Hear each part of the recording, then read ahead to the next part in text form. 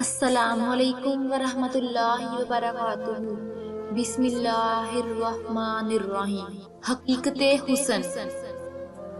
خدا سے حسن نے ایک روز یہ سوال کیا، خدا سے حسن نے ایک روز یہ سوال کیا، جہاں میں کیوں نہ مجھے تو نے لازوال کیا۔ ملا جواب کہ تصویر خانہ ہے دنیا، شب دراز عدم کا فسانہ ہے دنیا۔ ہوئی ہے رنگ تغیر سے جب نمود اس کی، وہی حسین ہے حقیقت زوال ہے جس کی۔